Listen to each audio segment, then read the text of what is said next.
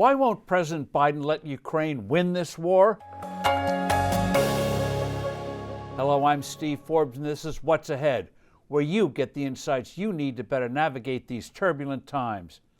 Ukrainian President Zelensky is making exasperated, desperate pleas for more weapons, particularly tanks and fighter jets and other equipment that can stop Russia's assaults on civilians. Yet President Biden and NATO are not responding with genuine urgency. Biden flatly refuses to let Poland transfer badly needed old MiG-29s to counter Russian attacks from the air. Other needed weapons, such as missile defense systems, anti-ship missiles, and particular types of drones, are either being denied or their deliveries being slowed. Almost all military experts in the U.S. and elsewhere grossly underestimated Ukrainian prowess, especially how it has advanced since 2014, when Putin seized Crimea and fomented bloody separatist movements in eastern parts of Ukraine. At the same time, defense specialists vastly overrated the capabilities of the Russian military. It had some impressive technologically advanced weapons, but its tactical capabilities in carrying out coordinated attacks has been abysmal. The quality of its non-commissioned officers, who are critical in how an army actually functions, is dreadful.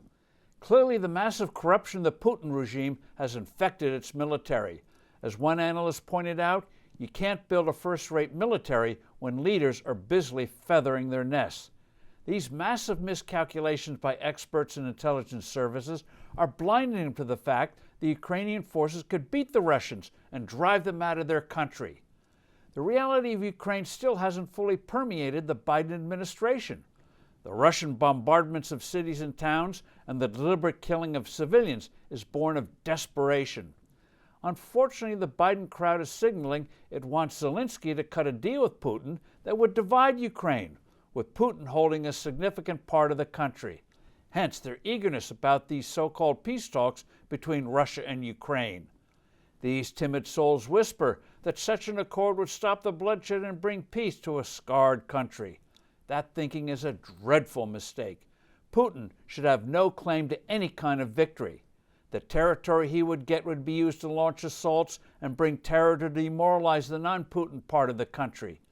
He would reform his military for presumably more successful attacks in the future, not only against the rump part of non-Putin Ukraine, but also frontline NATO nations, especially Latvia, Lithuania, and Estonia.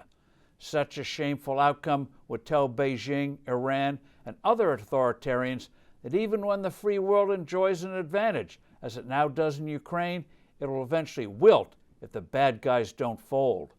It would make the world more unsafe, more hostile to liberal ideas of democracy and freedom. A clear-cut Ukrainian victory would be a victory for all who treasure liberty. For once, Biden should shed his lethargy and make it a resounding U.S. goal: total victory in Ukraine.